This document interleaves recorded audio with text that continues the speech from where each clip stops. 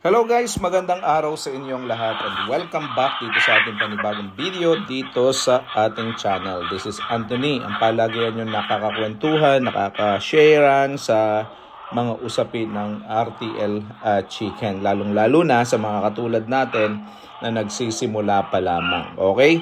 So guys, ngayong araw na ito, ang pag-uusapan natin is bakit nga ba nalulugi ang isang farm ng RTL Chicken. Kasi marami nagko-comment sa atin na may mga ilan pala, hindi naman marami, may ilan na nagko-comment na nalulugi daw, lugi daw ang farm, mga ganon. Hindi daw totoo yung mga sinasabi natin. So, I beg to disagree po sa lahat ng mga nagko-comment kasi marami pong mga RTL business owner na kumikita naman. May mga kilala ko na 200 heads lang, may kakilala ko na 500, 600 heads lang. At ito po yung mga kasama ko sa grupo na kumikita naman. So, anyway, so yan po ang pag-uusapan natin. Pagkatapos lamang po ng isang maikling intro.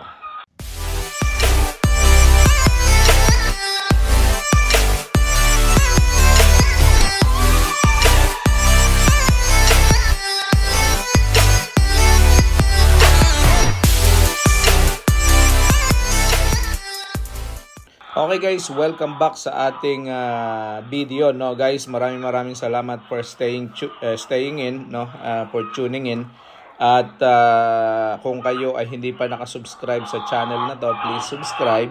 At kung kayo ay may natututunan sa lahat ng mga binibigay natin at ina-upload na video dito, ay i-click nyo rin yung notification button para kayo ay ma-notify sa susunod natin mga uploads, no? So, okay guys, ang pag-uusapan natin ngayon, bakit daw may mga nalulugi na mga backyard farmers sa RTL Chicken. So, sa tingin ko naman po ay karamihan, no, sa mga nag-backyard layer farming ay kumikita naman, no? So, ako po personally kumikita, yung mga kasama ko sa group chat kumikita, at hindi ko naman nakikita na may nalulugi. At marami pong mga farm owners na talagang makikita mo na kumikita. Testimony dyan yung kay Mang Mags, yung kay Dwight Tamayo, kumikita po yung mga yan, no? Tsaka syempre yung mga kasama ko sa Oriental Mindoro na mga small time na mga katulad ko na RTL racers, no, layer racers. At ngayon siguro tiningnan ko po kung bakit may posible na hindi kumita ang isang farm, no? So at iisa-isahin po natin kung ano yung mga reasons na yan kung bakit hindi kikita ang isang farm. Kasi hindi po ako naniniwala na magiging lugi kasi araw-araw po kumikita ang farm, no? Araw-araw pumapasok ang pera. Okay, so umpisaan po natin.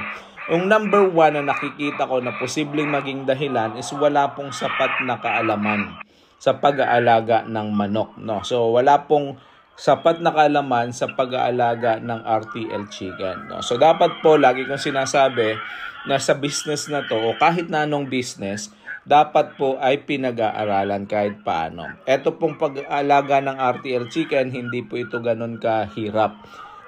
Pero kailangan din po natin pag-aralan.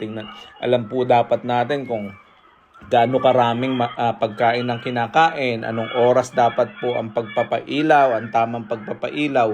Ano po yung mga pag-aralan din natin kung kailan tayo magbibigay ng mga vitamins and minerals. Pag-aralan po natin kung kailan tayo magbibigay ng mga antibiotics. Kailan natin gagamutin ang ating mga manok kapag po matamlay at saka medyo hindi maganda ang kondisyon. Pag sinisipon, no?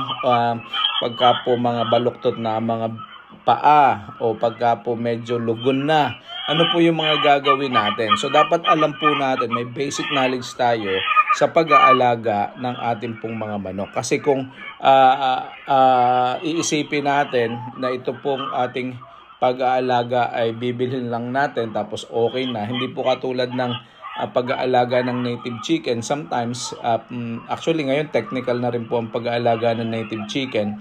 Pero dati, traditionally, pag inalagaan mo yung native, hahagisan mo lang yan ng mga pagkain sa kanilang mga, sa harapan natin, sa ating mga bakuran, okay na sila. Ngayon po medyo technical na, so medyo dapat pag-aralan natin. Ikalawa po, hindi po natin pwedeng isipin na ang pag-aalaga ng RTL chicken is plug and play. So pag nabili mo ay okay na, ilagay mo sa cage, mangingitlog na. Pakainin mo ng feeds, okay na yan, mangingitlog na. Ang atin pong mga manok ay very very sensitive, no. Yung mga RTL chicken natin, sensitive po yan. Ang pangingitlog po ng mga yan ay nakabase po yan minsan sa kanilang stress-free environment. So dapat po ang inyong mga manok ay hindi nagkakaproblema, no, hindi nai-stress. Kapag ka po kasi stress ang ating mga manok, hindi po yan nagbibigay ng itlog. O kaya po ay pagka ang manok ay may sakit, pagka po ang manok ay sinisipon, pagka po masyadong naiinitan, pagka po masyadong nalalamigan, yung mga iba-iba pong mga yan, dapat po ay napapag-aralan natin, na-anticipate natin, at hindi po ito plug and play. No, hindi po pagkabili, mangingitlog na, mag-expect na tayo na babalik lahat yung ating pera. Okay, so dapat po, ang parang bata din yan, parang tao din yan, inaalagaan po natin, nurture natin, pinapalakas natin ang katawan, ginagawa nating healthy, para na sa ganun po ay magbigay sa atin na magandang itlog. So pag mahal na mahal natin ang ating mga manok, mahal din po tayo ng ating mga manok. Mangingitlog yan araw-araw. So ikatlo po na nakikita ko na reason is hindi po marunong sa pagpa-pricing ng itlog. So yung iba po kasi nakikita ko na meron silang mga binibentang itlog pero mura yung itlog nila tungkol doon sa kanilang kumpara doon sa kanilang dapat ibinibenta, no, kumpara sa market price. Yung iba po kasi nakapagkwento sa akin na nahihiya daw po silang magtaas ng presyo. Ayan, kasi may price na sila. Tapos pag nagsabi ang kanilang customer na mahal naman, hindi na sila nagtataas ng presyo. Yun po ay mali. So dapat marunong po tayo mag-pricing. Unang-una, dapat po nagka-canvas tayo, nag-ocular canvassing tayo sa lahat ng mga palengke malapit sa atin. Magkano na nga bang itlog doon? Magkano na ang benta sa retail? Tapos, punta din po kayo sa mga supermarket. Tingnan ninyo kung magkano doon ang benta ng per tray o per dozen ng itlog. Ikatlo po ay calculate nyo po yung expenses ninyo. Tapos, i-divide ninyo po yung, bawasin ninyo yung inyong expenses. Tapos, saka po kayo magdagdag ng presyo ng inyong markup. So, halimbawa, ang 100 itlog ninyo ay gumagastos ng 1,000 pesos. So, i-divide nyo po yung 100 sa 1,000 o yung 1,000 sa 100, makikita nyo po yung expenses. Tapos, magdadagdag po kayo ng inyong markup. Halimbawa, ang markup nyo ay 15%, 20%, saka po nyo idadagdag. No? So, isa po yun sa mga paraan ng pagpa-pricing. Pag hindi po kayo nag-adjust ng presyo, kami po kasi every week, tinitingnan namin ang market, nag-a-adjust po kami ng presyo kung magkano na. Kasi yun din po ang una naming naging issue na hindi kami nagtataas ng presyo, yung pala, sobrang baba ng aming presyo. Imagine niyo nung una, ang aming presyo ay 140 sa small, sa extra small, tapos yung pala sa market ay 210 na. So, ang laki po ng difference, no? So, dapat marunong tayo na weekly nag-adjust tayo, weekly nag-improve tayo ng prices natin, at saka kino-compare natin yan sa current market. At sunod po dyan, dapat kung gusto nyo maging competitive, babaan nyo lang po ng konting-konti sa market yung benta ng inyong mga itlog. Okay? So, yun po, dapat marunong kayo sa pricing. May video po tayo kung paano mag-pricing. Okay? Sunod po dyan is yun pong walang proper financial planning. Walang proper. Kahit na po 48 heads lang po yan, kahit na 96 heads, kahit na 300 heads lang po ang inyong inaalagaan, kahit 500, kahit 2,000 po yan, dapat meron po kayong proper financial planning. No? Dapat meron tayo pong ganon. No? So kung wala po tayong proper financial planning, magkakaproblema po tayo. Kasi kalimitan po sa nakita kong naging issue is yung kinikita po araw-araw, yun din po ang ginagastos ng pamilya sa buong araw. So halimbawa, kumita ng 1,000 pesos, nakabenta ng itlog na 2,000 pesos, yun din po ang kinukuha na panggastos sa bahay. In the end po, pagkatapos ng cycle, wala na pong pambili ng itlog ng manok uli para may mangitlog uling manok. Kasi yun po ang dapat maging end goal natin.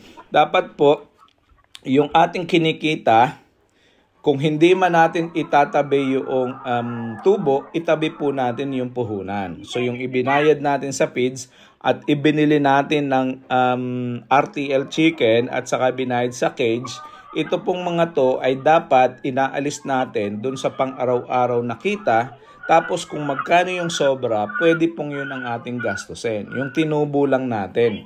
Huwag nating gastusin yung pong mga pinagbentahan lahat. Kasi pagkatapos po ng isang cycle, at the end of the cycle, wala na tayong pambili ng ating pagsisimulan ulit. Kasi hindi na tayo makakabili kasi naubos na natin. So dapat po, meron tayong proper financial planning. Katulad halimbawa po namin, ang ginagawa namin ngayon ay, so yung first batch namin na 500, ang kinikita po nun ngayon is ginagamit po namin para ipakain dun sa second batch namin. So, ibig sabihin, meron po kaming added 600 na batch, yung sunod na batch namin 600 heads. Yung pong kinikita, which is more than 90,000, no? Dun sa mga 90,000 plus yung aming kinikita dun sa 500. Ngayon, lahat po yun ay ginagamit namin para dun sa running cost ng parehas na batch, no? Yung batch 1 namin saka batch 2. Ngayon, yung kinikita po nung dalawa na yon, ngayon, pag nag-full blow na po yung second batch namin, yun po ang yung sobra sa expenses, yun po ang magiging kita ng both na batches ng buong farm. So, at yun po ay re-reinvest ulit namin sa susunod na batch. Yung third batch namin, doon po namin i-reinvest yung amin pong kikitain doon. So, meron po kaming third batch na parating ngayong November, which is 1,000 heads naman po. So, meron akong unang 500, sunod ay 600, pangatlo po ay 1,000 heads yung aming second at third batch. So, meron pong proper financial planning. Ano yung end goal? Ano yung gusto natin mangyari? Kasi pagka po ang ginawa natin ay kung anong benta, yun ang gagastosin natin, wala po talaga tayong walang mangyayari kundi malulugi po talaga tayo. Hindi naman siya malulugi kasi ginastos natin yung pera, pero wala na tayong pambili sa susunod nating cycle. Wala na tayong pang-expand kasi naubos na natin. Ang ikalima po, at sa tingin ko ay isa sa mga halagang reason din, is wala pong passion. Hindi talaga ito ang passion sa business, gumaya lang. So, marami po kasi naghahanap ng extra income at lahat po tayo gusto ng extra income. Okay po yon, gustong-gusto ko po, kaya nga po tayo gumagawa ng ganitong video para matutunan natin, may share natin yung mga experience natin para yung mga tao na gustong magsimula na magkaroon ng extra income ay kumita din. At mayroon po silang guide at hindi na sila katulad ko na magsimula sa wala, na wala talagang alam. Sana nga, sabi ko, I wish meron na akong konting kaalaman nung nagsimulang simula talaga ako. So yun, dapat po ay hindi lang yun ang ating reason na may extra income. Dapat po meron tayong passion sa pag-aalaga ng mga livestock, no? Kami po nagsimula kami sa piggery, tapos ngayon poultry na kasi na-ASF po kami. Sobrang nasaktan kami kasi ang laki nang nawala sa amin, tapos syempre mahal namin yung negosyo.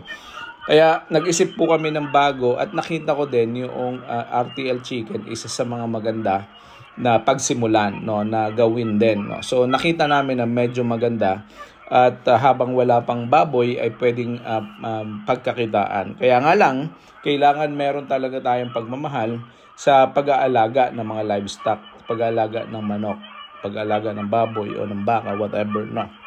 dapat po meron tayong gusto natin yung ginagawa natin. Kasi minsan, pag hindi natin gusto yung ginagawa natin, malaki po ang nagiging problema natin. Pinapabayaan na natin yung alaga natin, tinitipid natin sa pagkain, tinitipid natin sa vitamins, tinitipid natin sa mga pangangailangang nutrients ng ating mga alaga. Kapag ka po tinipid natin, hindi po yan magbibigay ng sapat na itlog. Hindi po natin mamamaximize yung ating mga manok.